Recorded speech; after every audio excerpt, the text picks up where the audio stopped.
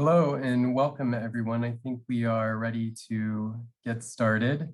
Thank you for joining today. My name is August Rungi. I'm the Executive Director for the Center for Undergraduate Global Engagement at Columbia University, which is an office here that promotes, supports, and develops global learning and global engagement.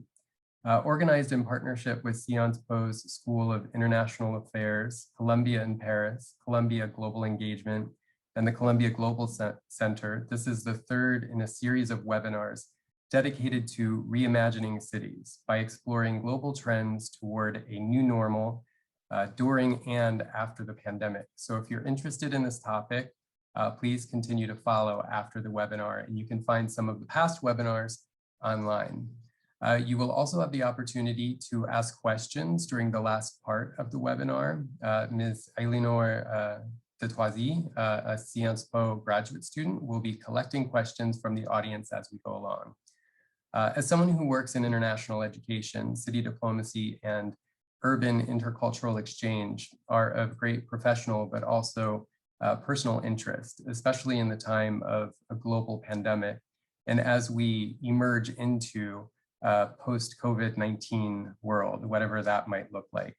I have found these past conversations in the series about this topic incredibly fascinating, and I'm excited to introduce and hear from our panel, starting with the High Representative for the United Nations Alliance of Civilizations, His Excellency Miguel Moratinos. We are also have joining us today Ms. Ivana D'Alessandro, head of the Intercultural Cities Unit at the Council of Europe, Mr. Esteban Benavides, coordinator of the International Observatory of Mayors on Living Together, Ms. Linda Tinio-Laduran, coordinator of the International Coalition of Inclusive and Sustainable Cities. And finally, the chair of our panel, Professor Lorenzo Kihlgren Grandi, chair of Urban Flag and instructor of city diplomacy at Columbia in Paris, Sciences Po, and Eco Polytechnique.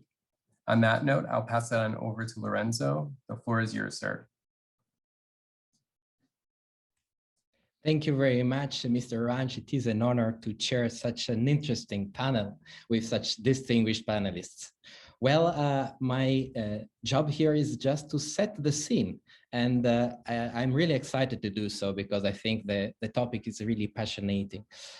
We will explore today this relationship between cities and diversity, which is a relationship rich, challenging, and inspiring. Cities is exactly where diversity happens. This is because of migration, internal and international migration, because we have a lot of asylum seekers and refugees that are headed to cities every day. And it's also because urban areas is very often the place where people feel free to express their own diversity. And we all have a composite, diverse identity. But diversity also means challenges, unfortunately. It is a challenge for minorities. For them, it's a challenge often at daily level to fully join the local community.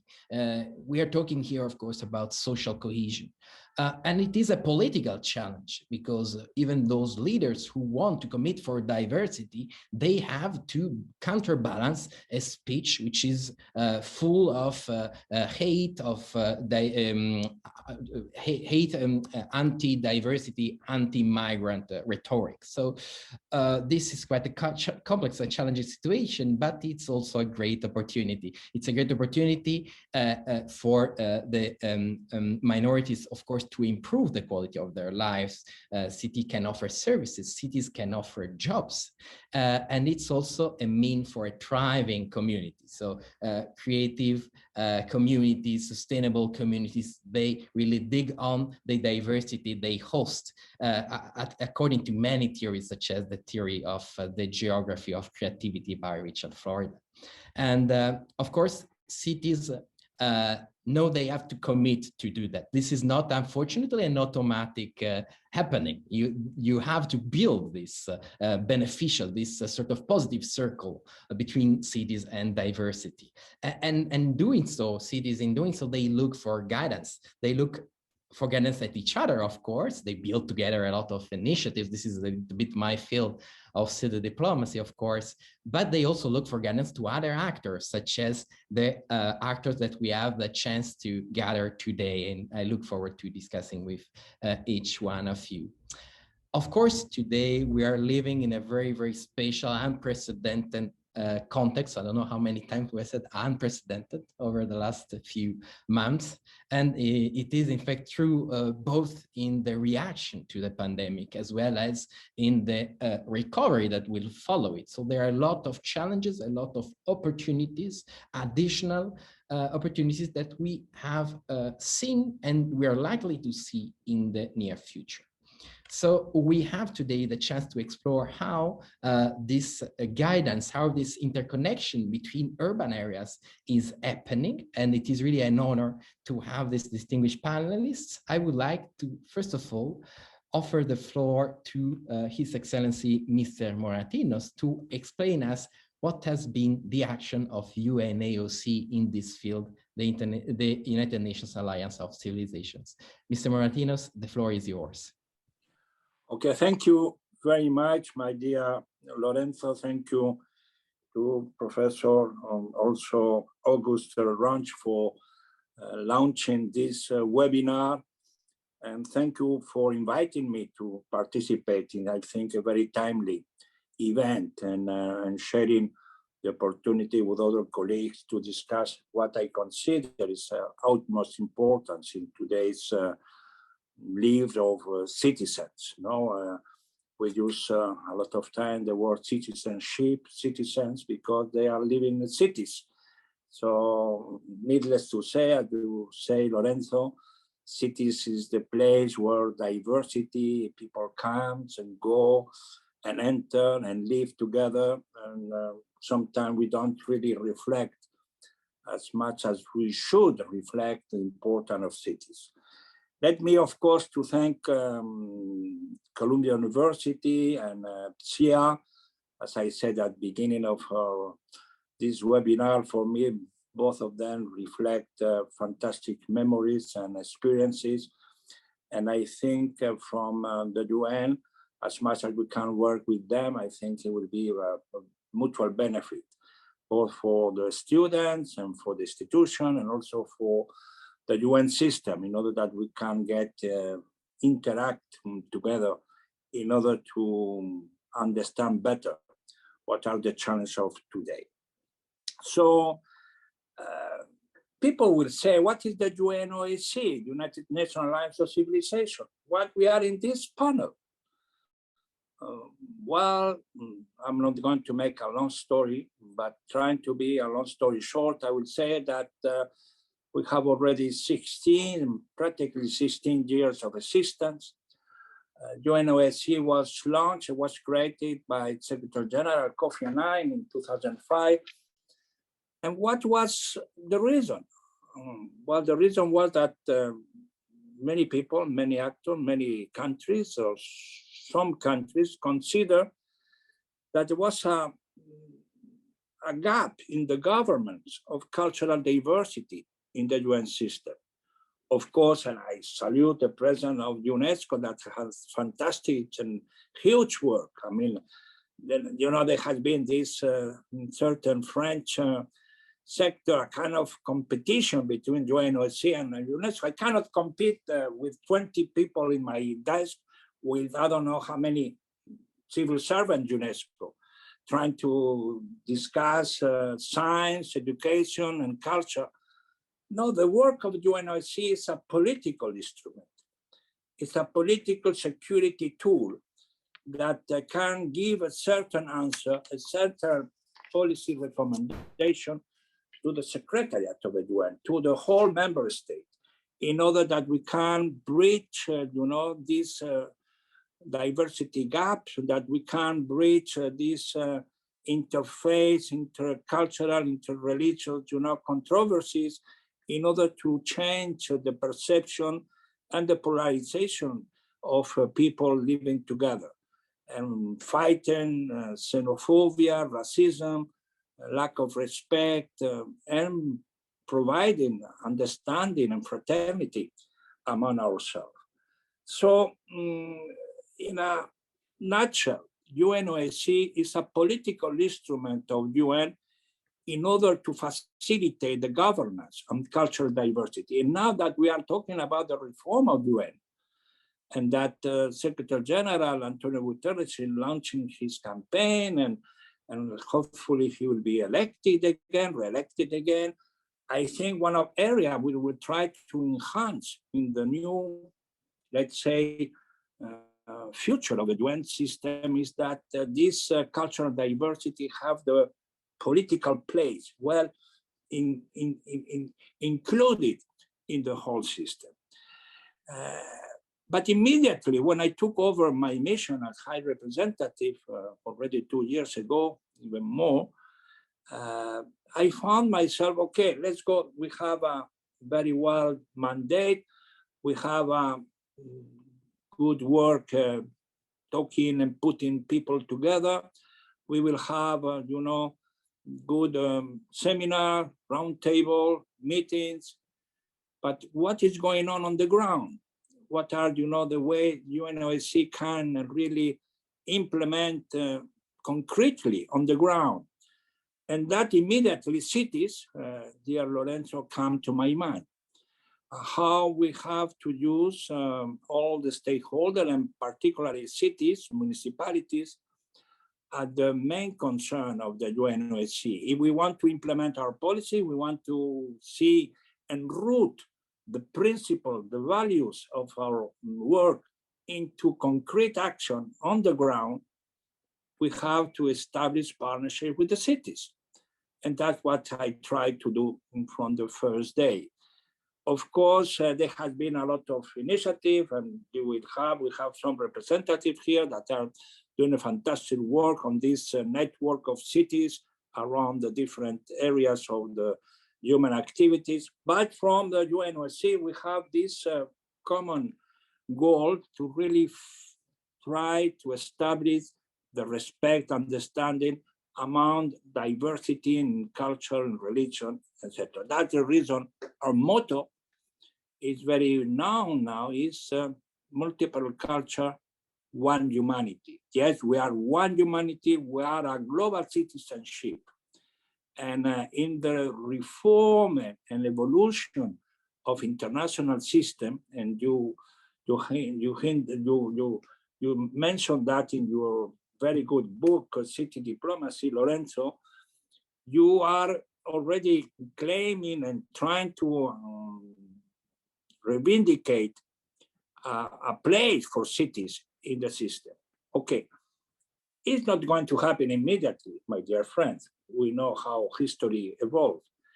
But I can tell you already today that in the new, let's say, architecture of multilateralism, cities will play a major role in the future. And within cities, citizens, because there will be governments, state nations, everybody will have their own responsibility, but one humanity, again, we will try to fix the objective and the goal for the future. And it's taking shape gradually, informally. People in climate change, they are mobilizing, Greta, here, there, and so they mobilize. And people from China, from Latin America, from Africa, they mobilize themselves. Even if governments, they follow, they try to follow. So cities, I think they have not to be concerned about their place. They have already the place. And so that was the reason the UNOSC tried to start working with them. I succeeded to convince the mayor of Los Angeles, Mr. Garcetti, and we launched what we call the Los Angeles Dialogue with the presence of a small number of cities. We were 7, Sevilla, Rabat, Damietta, Tunis, Courneuve. But the idea was not to have a big network, it was to try to set some principal ideas. We published our manifesto that it was the cities of belonging, because people have to feel that it belongs to the city with a multicultural component. And then we were all together in Los Angeles the 3rd of March 2020. So when the pandemic was starting, and the mayor stopped one of our meetings because we have to give a press conference in order to announce that they are going to impose a kind of emergency measures. Well, the 3rd of March, we were in Los Angeles, and the 12th of March, we were back in New York, and then lockdown, COVID-19, and then we are here to comment what is the role of the city, what has been the experience of cities in this very challenging year of COVID-19. And unfortunately, even it has been the two elements, as always in life, positive element. We were all applauding in our balconies of the solidarity of the people in the hospital, nurses and doctors. But at the same time, we have been seeing how this solidarity was very fragile. And society were, fractured by, economy, marginalization, insolidarities. And so we have been witnessing how society were not working for social inclusion. On the contrary, there was discrimination, there was racism, there was anti-Asian attitude of Black Lives Matter. And we saw in a brutal manner how societies need to work together. When COVID-19 was calling for, this one humanity working all together, at the same time, we have seen how sauve-qui-peut, with a language of the philosophy of UNOSC, was difficult to expand because the health situation requires a lot of measures. If we move from the English language to the French, I was very much shocked by, in French, les gestes barrières, no? Social distance, barriers, masks. So we have to avoid to be together.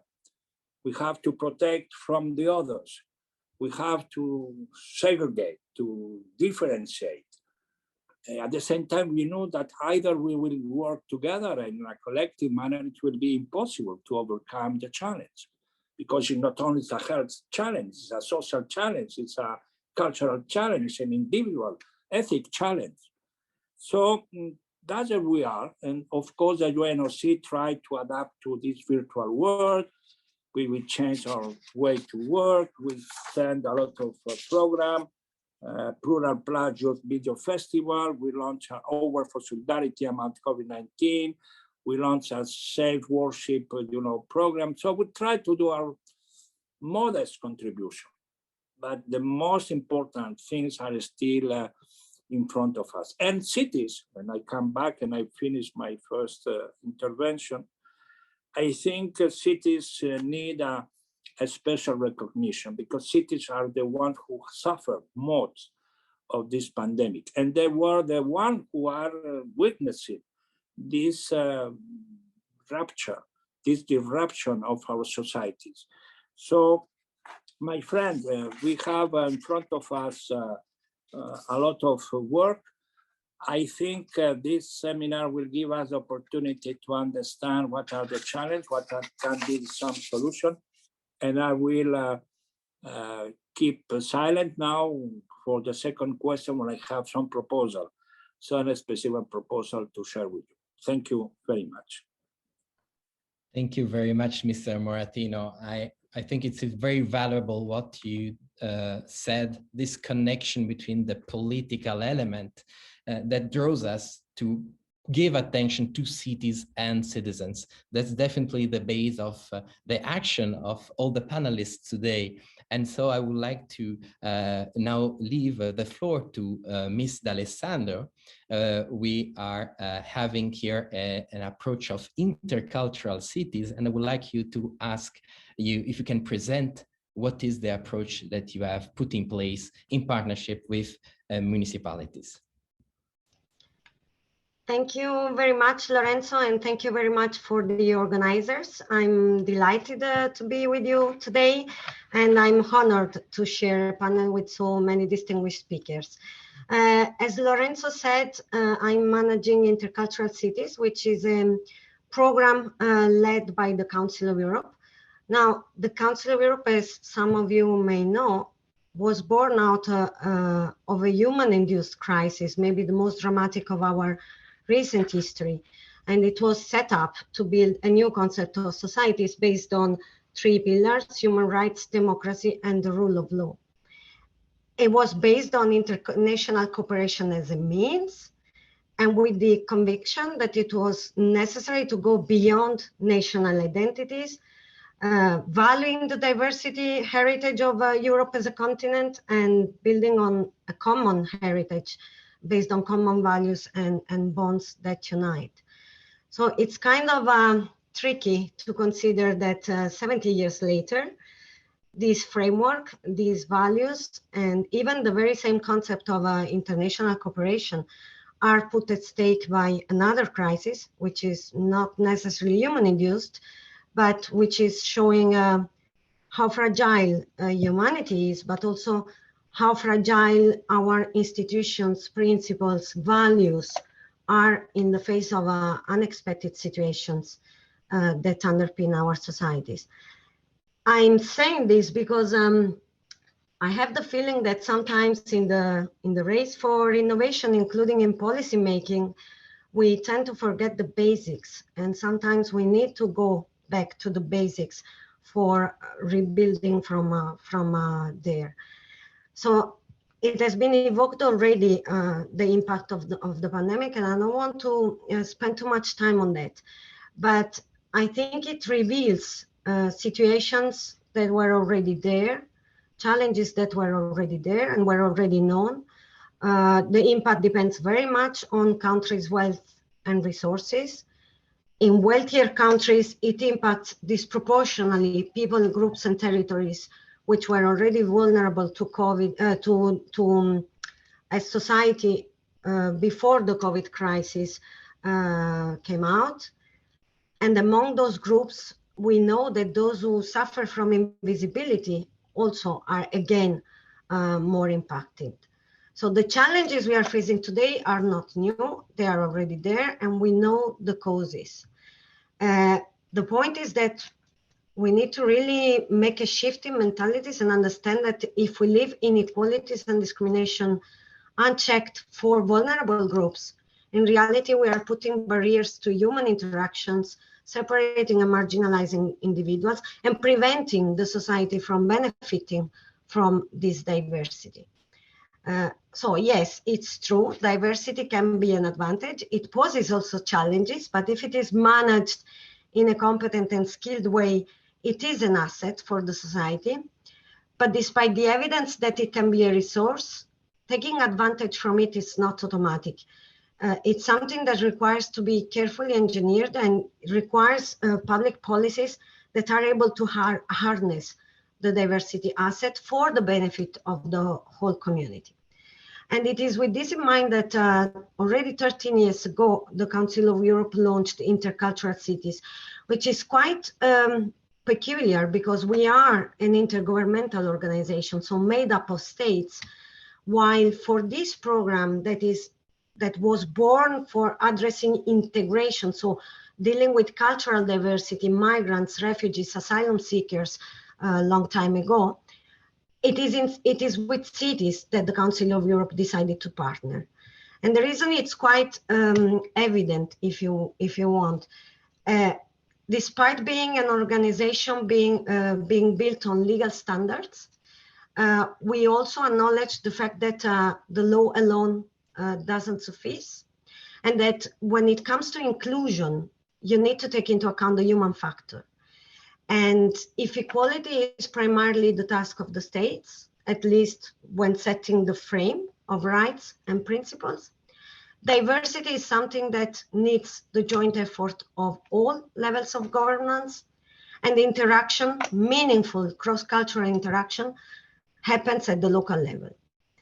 So these are the three pillars that inspires Intercultural Cities, which is a capacity building program.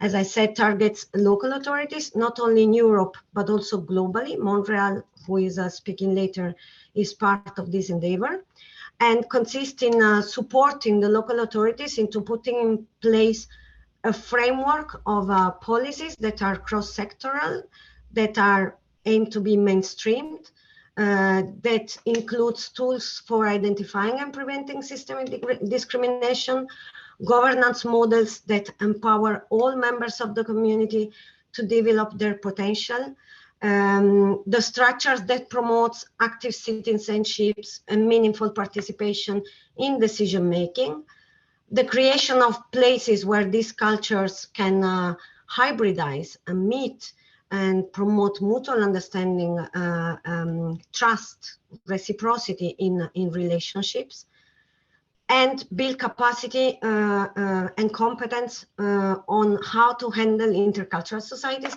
how to make the way we deliver services to a diverse group in a way that it mirrors the fabric of the society. Now, I must say that the model works when it is implemented seriously, and we have seen this through the pandemics. The member cities that score higher in our evaluation tool for measuring progress have also been better equipped, if I must say, for responding to the emergency quickly, reaching out to all groups in the society and spread information in several languages, engaging the individuals, the groups, the communities into facing together the challenges. But we also saw that there are limits to what cities can achieve.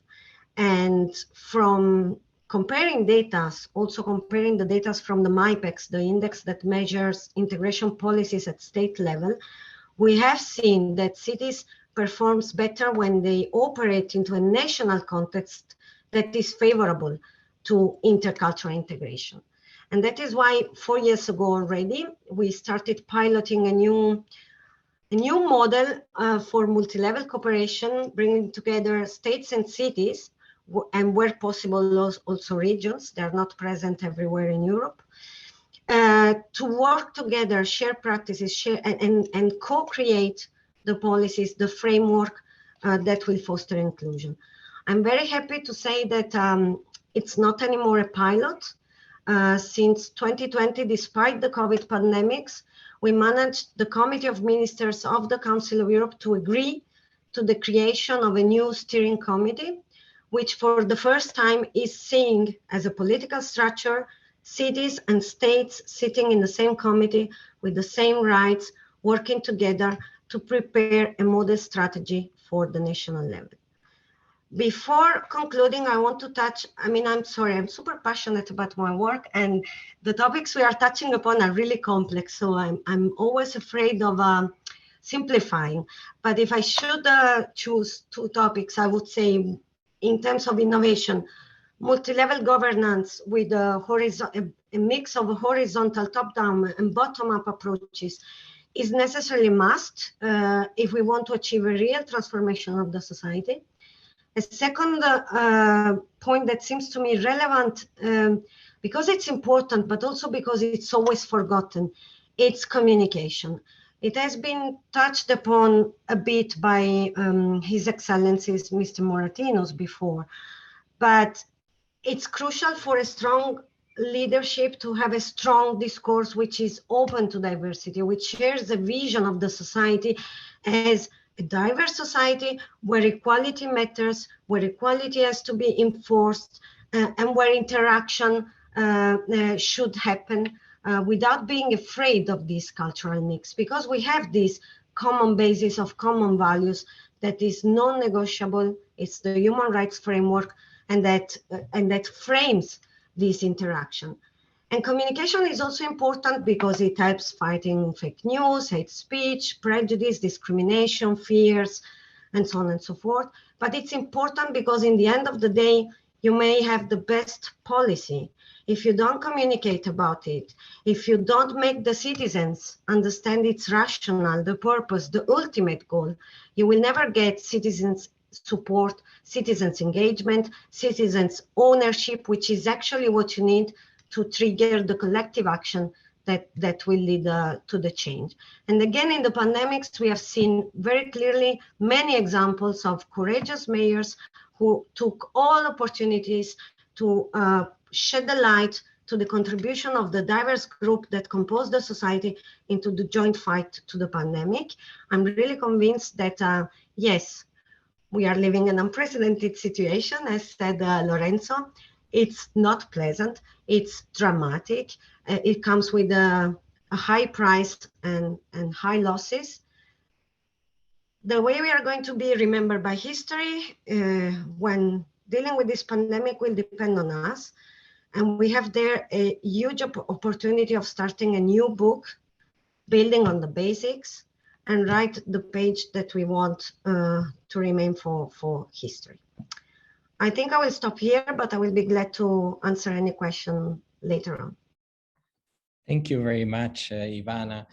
We can feel that you're really passionate about it, and it's enriching to have your views. I really like your clear message on the political component. You have mentioned this topic of public policies that are crucial, something that was also touched by Mr. Moratinos, and the connection between multiple levels of governance that are needed to be effective as an action.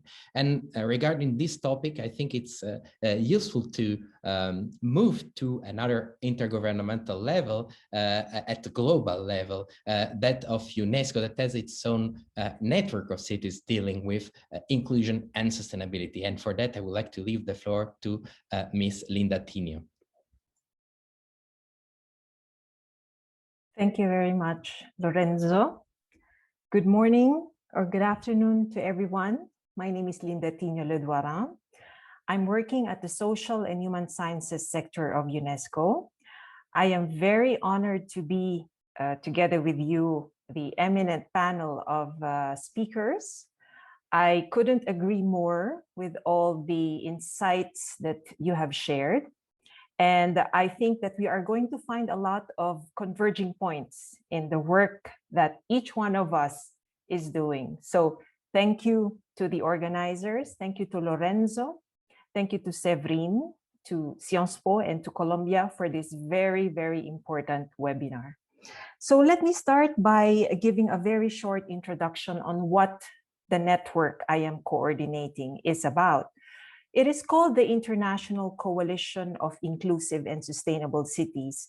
It was launched by UNESCO in 2004, following the Durban Conference Against Racism. It used to be called the International Coalition of Cities Against Racism. That is why you have the acronym ICCAR, ICCAR.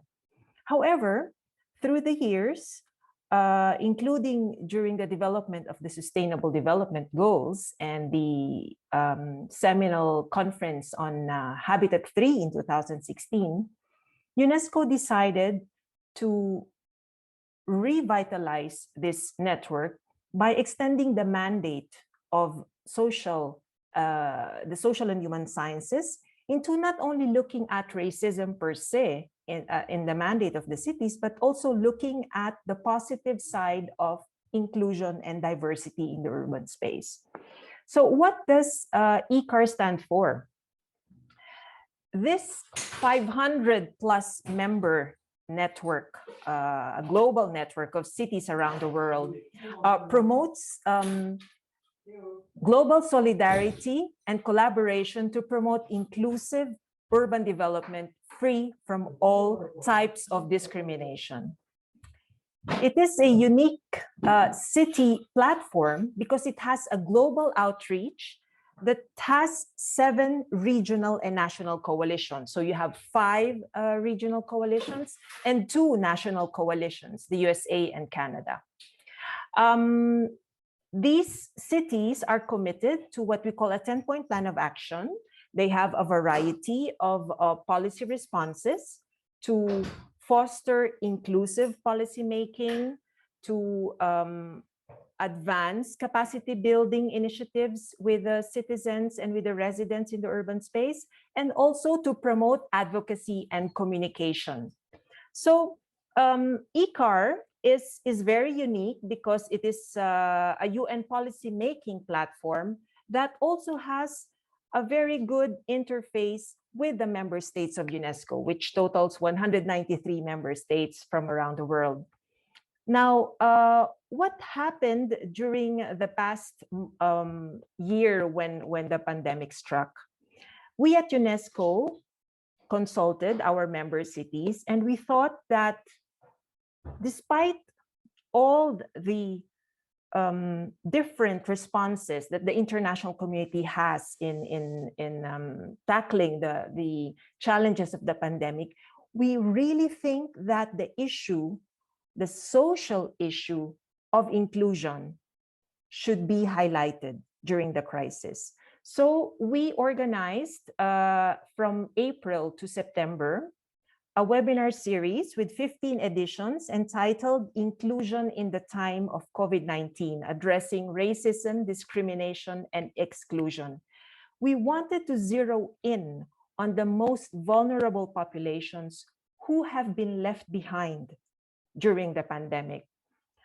What composed this webinar series is actually a variety of societal dimensions, societal issues that are highlighted. So for example, we organized webinars on the importance of racism and slavery in some parts of the pandemic, the cities which are affected, the rights of indigenous peoples, disability inclusion, domestic violence, the promotion of cultural and artistic rights, women leaders, the ethical considerations of the pandemic, domestic violence, and also a very special edition on smart cities.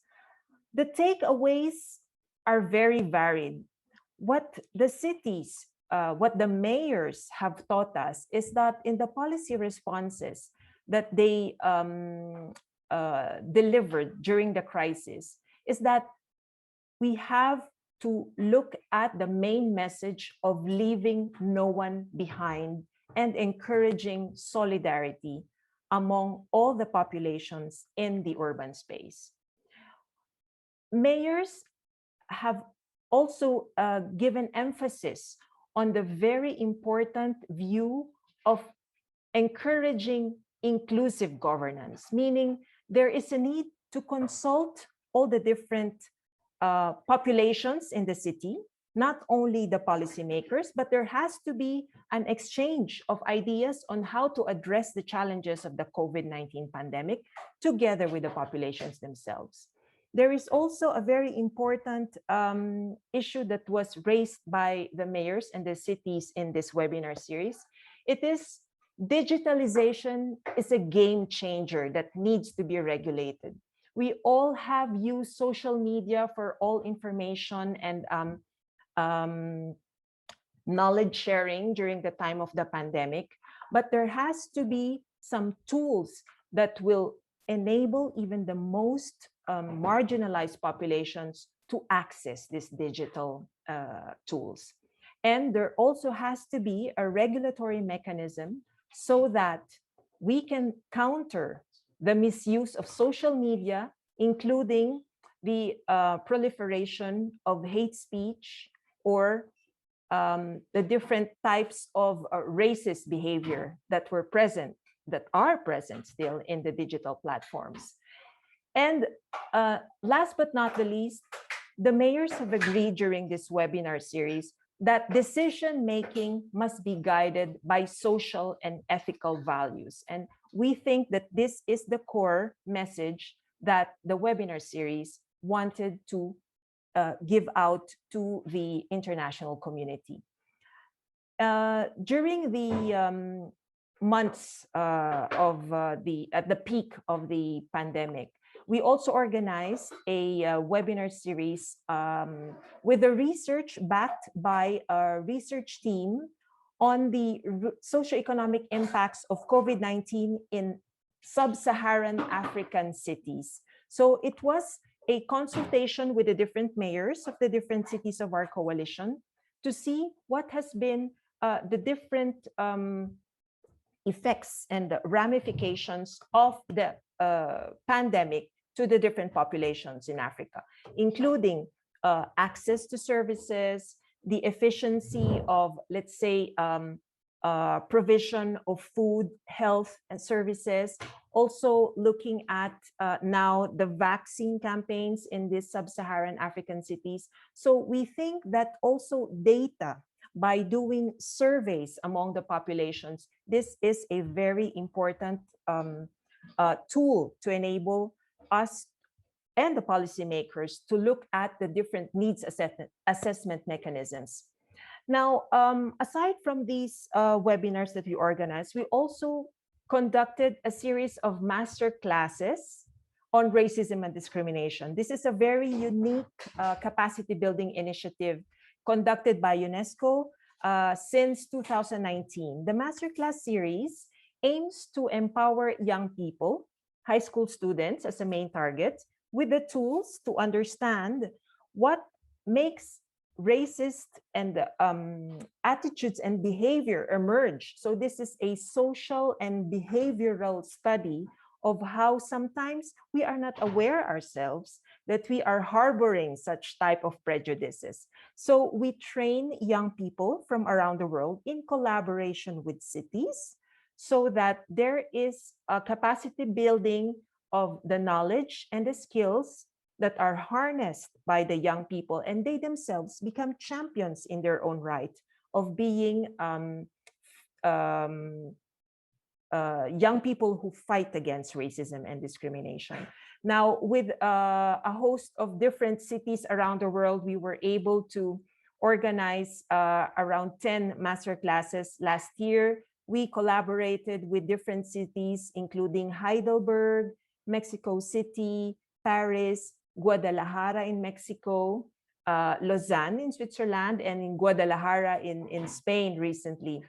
There has been a different set of themes related to racism and discrimination in this masterclass series together with the cities. So we talked about Black Lives Matter. We talked about colonial continuities. We talked about tolerance.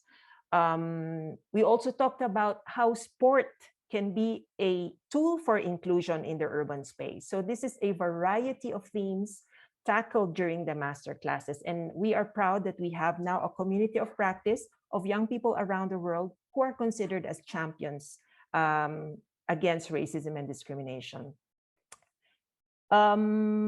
Last information that I would like to tell you is about this Global Forum Against Racism and Discrimination, which was launched by UNESCO last year.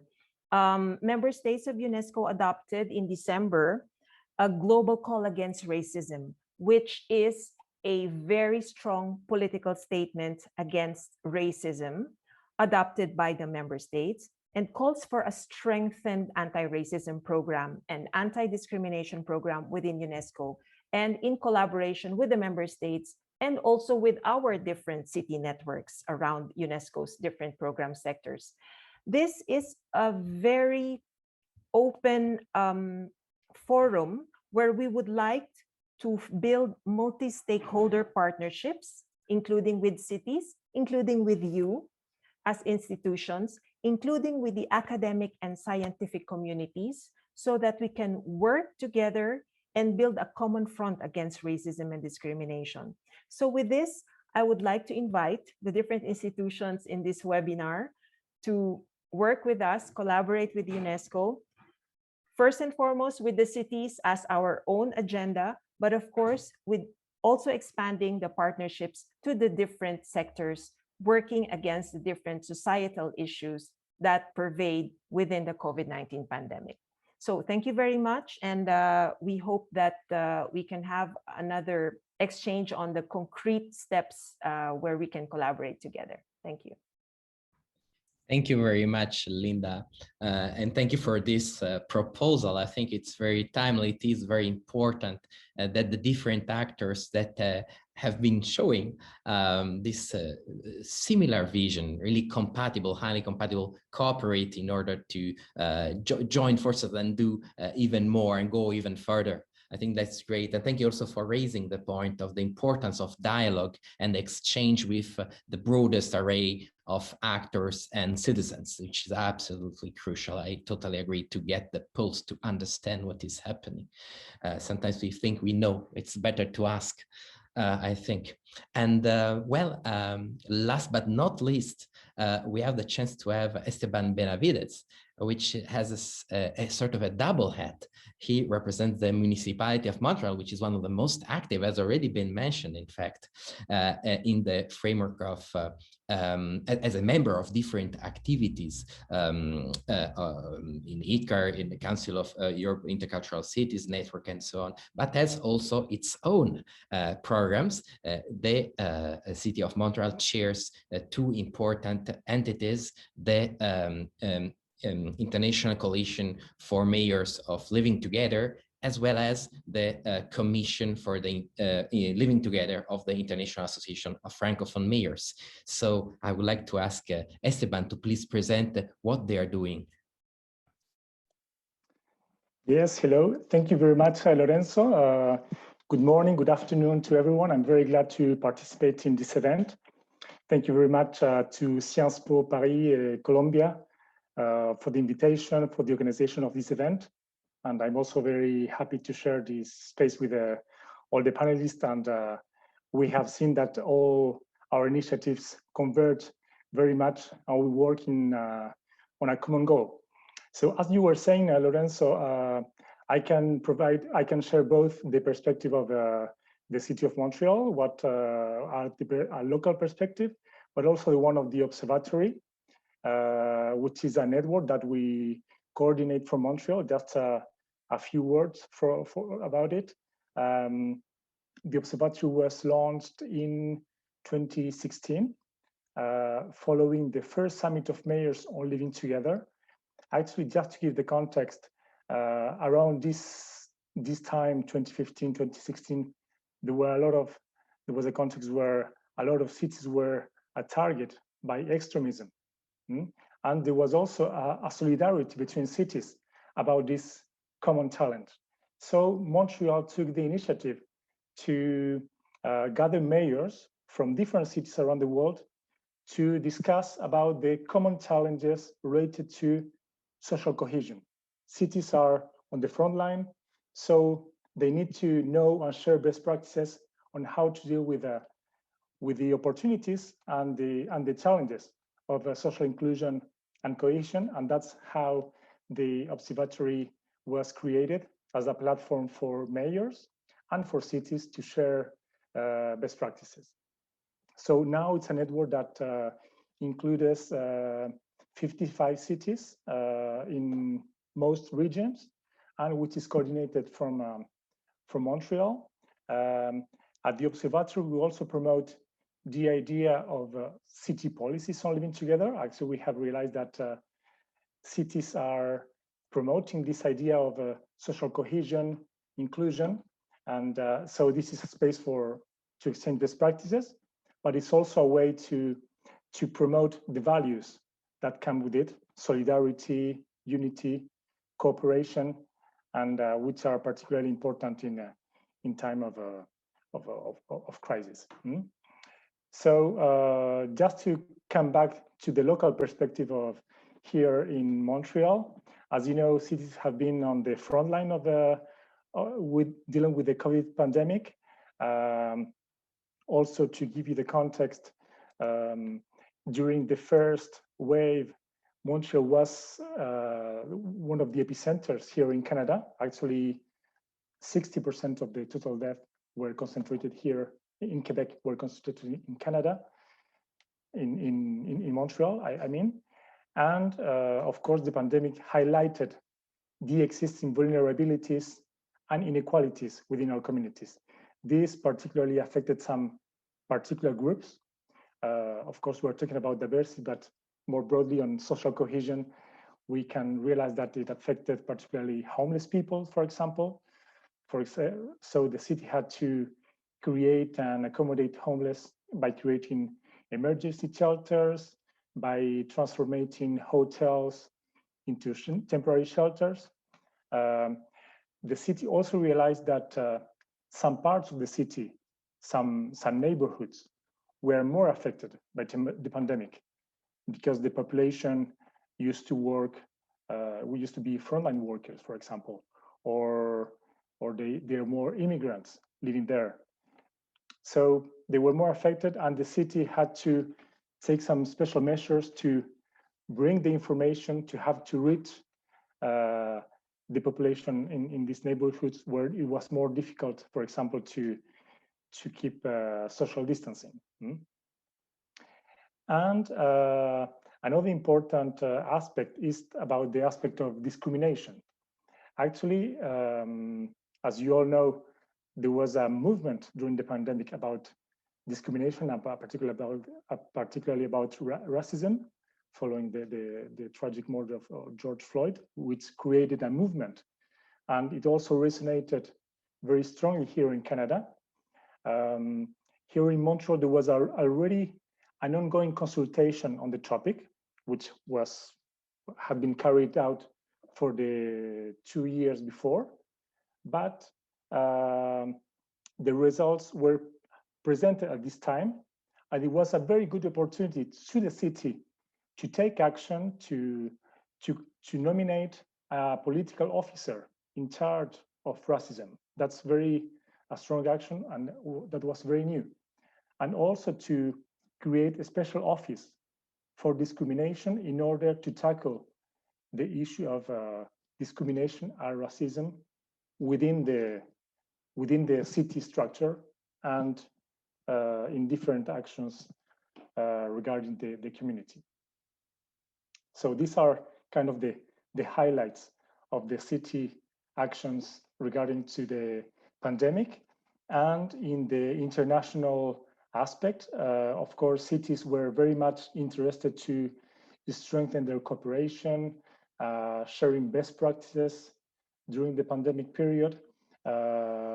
Within the Observatory, we organized a campaign during the International Day of Living Together in Peace, like 16 May, where mayors wanted to express solidarity about the idea of living together regarding the pandemic. We also organized several webinars on policies, both at the technical and at the political level, particularly within the Standing Commission on Living Together within the IAMF, Association Internationale des Maires Francophones. And we try to kind of enlarge the concept of living together by including not only the issues of diversity, but also considering all vulnerabilities as part of this concept.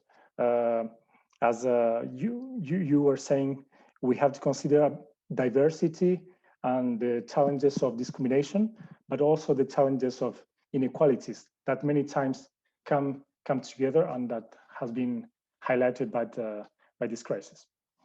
So these are the main ideas I wanted to share with you at the first time, but I'm very glad to keep the discussion with you. Thank you very much, Esteban. It is very interesting to learn how a city can connect the local and hyper-local challenges with what is happening very far away from it, because after all cities with, of course, some differences have been affected very badly by this challenging time, and they have suffered a lot, as we have seen by all the intervention with rising inequalities. And so it is useful to cooperate on that. Well, now I have to ask you very quickly if you would like to share with our viewers an idea of what we can do more, what can be done to go further. I think it is great what we have been doing, but we can definitely, since the problem is still there, try to be even more ambitious. And I would like really kindly to ask each panelist to express in just 1 minute. I know it's very little, but it's to leave floor to our Q&A at the end of our webinar, just 1 minute to present his vision or her vision of what we can do to go further. Mr. Moratinos, 1 minute. Okay, Lorenzo, very, very rich conversation, very enriching debate. Let me start by saying that I think on the challenge of climate change, cities have be at the top level. And there are a full plan. Each city, municipality have a green plan, green cities, mobility, buses, energy. They have an immense instrument to achieve this climate change challenge. Unfortunately, I have to say, with all my, of course, recognition of what all these ICAR or observatories or networks of solidarity between cities have been expressed, there is no a clear plan of cities how to integrate diversity, as Ivana had said, not as a negative concept, but as a positive asset, because that's the first point we have to really underline. Diversity is not a threat. Diversity is something that makes us better, and that if we don't agree on that, we are going to the wrong direction. So my concrete suggestion is the following. Number one, whoever is going to call for I think integration. I mean, we have seen, of course, I will be delighted to work with the UNESCO, but I will be also delighted that UNESCO work with us, you know, of Montreal. I mean, I'm not competing to anybody. Everybody have the right, and the Council of Europe doing a human right, democracy, and rule of law. Everybody has their own capacity, added value. But somebody have to take the lead in order that we set first the values and principles. As we say, climate change, we know who is going to defend. The cities have their own set of goals. We don't have the set of goals in our field. So number one. Number two, in this set of goals, we have to, and let me be clear, to put an end to what we call minorities. Stop talk about minorities. Talk about citizens. Every citizen is equal, have the rights. So no minorities. Even if you are two people in the corner of an outskirt, you have the rights. So that will be the part of the values and ideas. And number two, you have really to work on the ground. I mean, you have really to not express. I mean, I'm okay with digitalization. We are talking virtually. Okay, let's go and do 100 webinars. That's very good, but it's not going to change the life in the cities. We have to go inside the cities with the mayors in order that they can really produce the better results. That is what we have to do. So I don't know who is going to take the lead. I will assume my responsibility, and I will work. If others take the lead, it's UNESCO. Okay, UNESCO is the Secretary General. Is the Secretary General of UN. Is the mayor themselves. It's the mayors.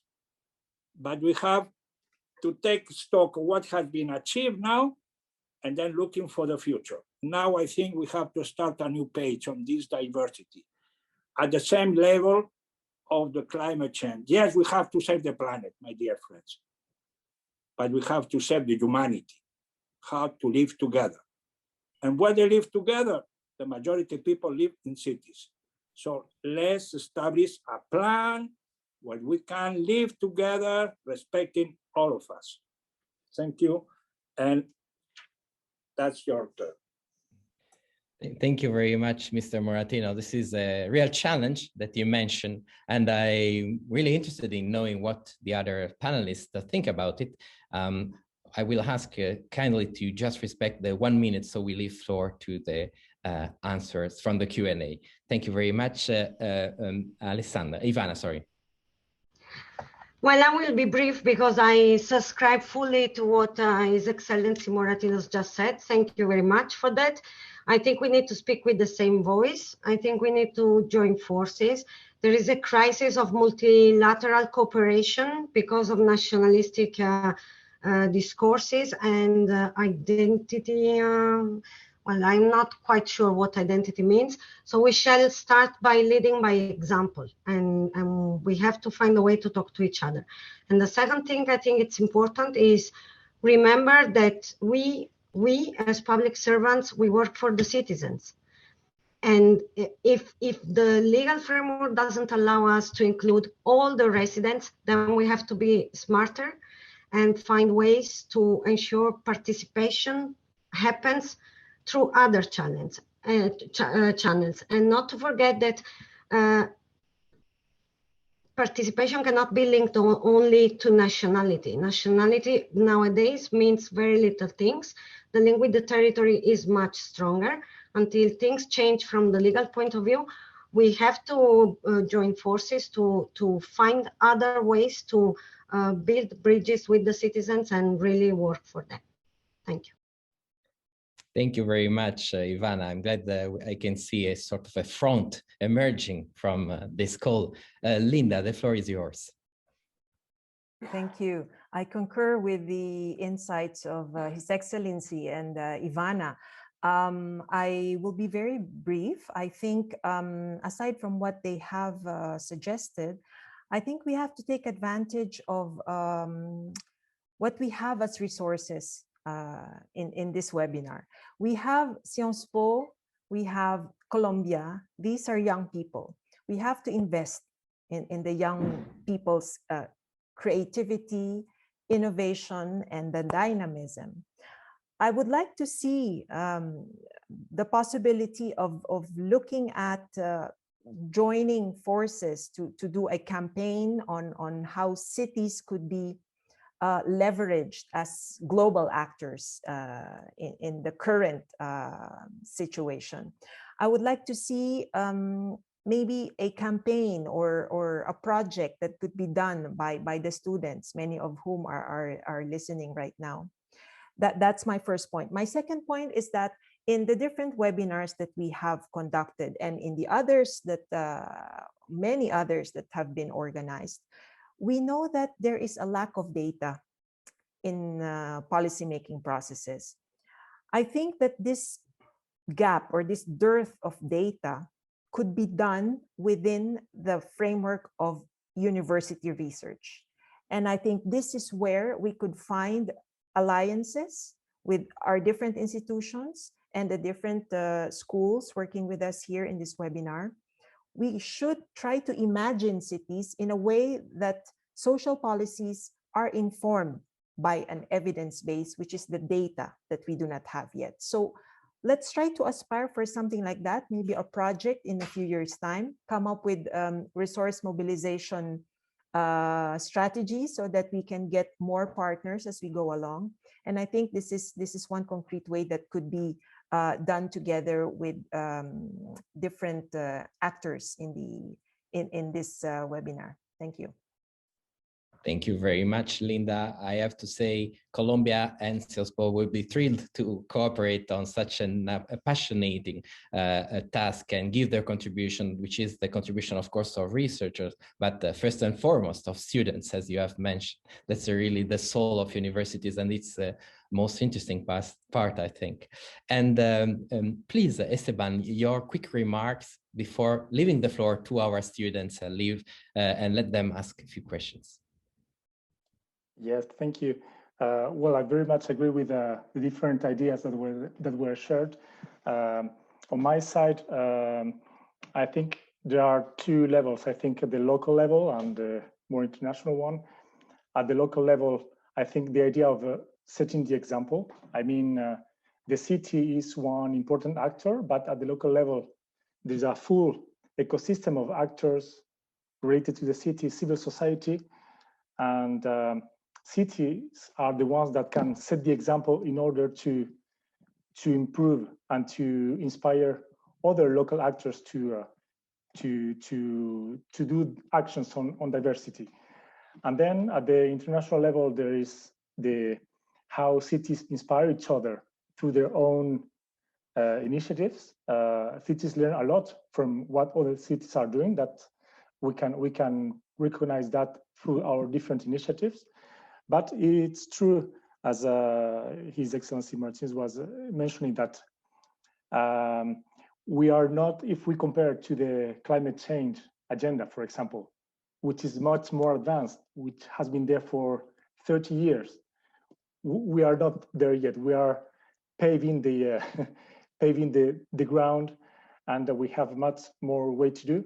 But I think that this is an example, an opportunity to converge our perspective in order to set a common goal, in order to keep advancing in advancing diversity at the international level. Thank you very much, Esteban. I would like now to leave the floor to Aliénor de Toisy, a Sciences Po graduate student, for her first question to the panelists. Yes, hello, and thank you very much for your talks. I was wondering, going back to what we said about fighting racism and the rise of the Black Lives Matter movement, I was wondering to which extent we can say that new technologies are enabling minority groups to make their voices heard and are enabling them to participate in urban governance. Are you seeing that as a rising tendency? Thank you very much, Aliénor. Who would like to give her or his feedback? Please, Can Linda. I jump in for, yes. Yes, thank you very much, Aliénor, for that question. I mentioned in my intervention that in the series of webinars we organize, we emphasize that digital technologies should be regulated somehow, because it can both be an advantage and a disadvantage. So there are a lot of ethical considerations when we look at these different processes happening. Access to all these technologies can be used, misused, abused by different sectors.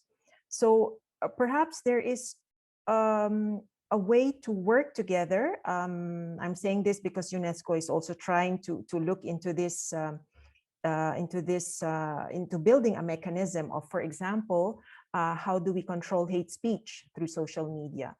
That is a big, it's a big amount of work. There is also another issue on press freedom, for example. This is something, especially on online, which is very accessible to the population. So I think we have to strike a balance between making digital technologies as an asset for our urban development efforts, and also trying to ensure that this does not cause other societal problems like hate speech or even fake news or these things, misinformation that we have been subjected to during the pandemic. So I think a very comprehensive reflection should be done in this area, and with all the different actors. So not only governments, but also different actors in society. Thank you very much. Yes. Can I say something very quickly? Absolutely. Because Ivana, I will take this opportunity so you can comment on what has just been said and answer the question by Aliénor, as well as I will introduce the question that has been asked for you specifically concerning intercultural cities. What efforts have been done by the Council of Europe to ensure an effective intercultural communication with citizens? Please, Ivana. Thank you, Lorenzo. I will take first the question from Aliénor, because I agree there is a need to regulate communication on media and social media.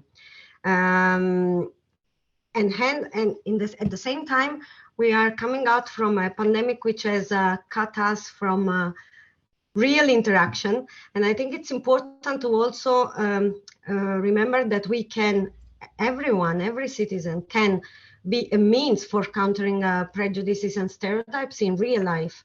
And I just wanted to mention a methodology that we have tested in intercultural cities and developed since 6 years now, which is called anti-rumors. It can become a strategy when it's integrated into a policy, and it's about creating active engagement of citizens that will dismantle rumors and stereotypes by alternative narratives in their daily life, in a conversation in a supermarket, in the conversation in the school, at the cafe, etc.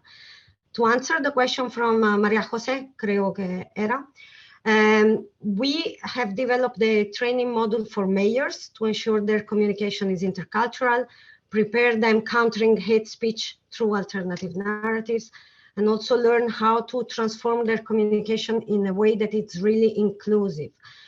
But more recently, a couple of weeks ago, we organized an ICC Academy. These are training courses, crash courses, 3 days usually, devoted to intercultural communication and alternative narratives. It was organized under the notion, what does your city tell? Examining which narratives work, why, how to tell the intercultural story, which story to tell, what to consider to ensure cities communication is really inclusive, and how to counter the negative stories faced in the city. And because it's also important to know the audience, there was one session specifically aimed to address the relationship between the city and the media from both social media and mainstream media. And because it was quite a success, we are now transforming it into an online course so that the vast majority of member cities can take it online, although I still prefer in-person events, I must say. Thank you. Thank you, Ivana. Soon enough. And I would like to ask another question to Esteban. This question comes from Michelle Brothers. What are concrete examples of how NGOs, associations, and all generations can join forces in order to reach these goals that we have been discussing? Please just a quick answer. Yes, hello. I think that, thank you very much for the question. I think that we used to talk a lot about cities and cities in diversity. Cities are on the front line. And of course, that is true, but they are not alone. They are with other organizations, associations, schools, a all set of actors that doing actions on the ground and which are not always known. I think that the all local level should work on cooperation. Cities are an institutional actor that sometimes can provide support, can kind of encourage certain types of actions, but NGOs and organizations are even closer sometimes to the population they want to serve. So they play a very, very important role, a leadership role that provide direct benefits to the population. Thank you very much, Esteban.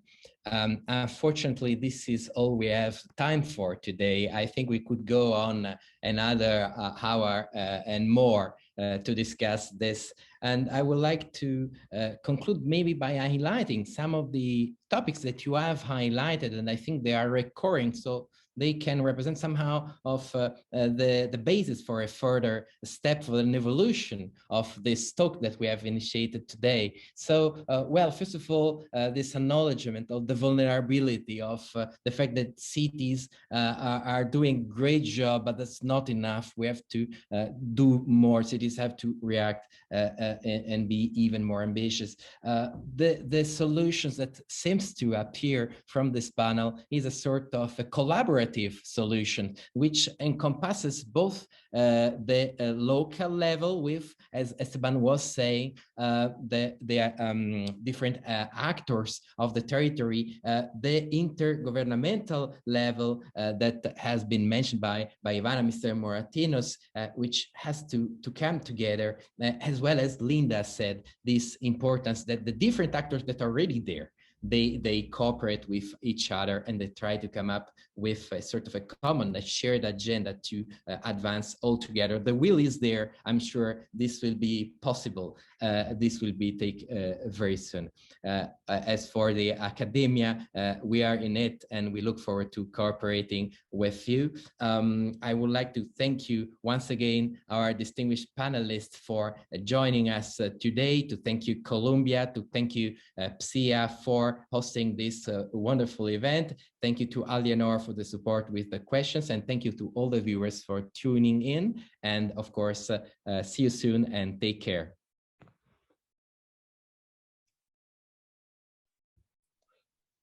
Thank you. Thank you very much. Thank you. Goodbye. Thank you so much. Okay, Bye-bye. thank you very much.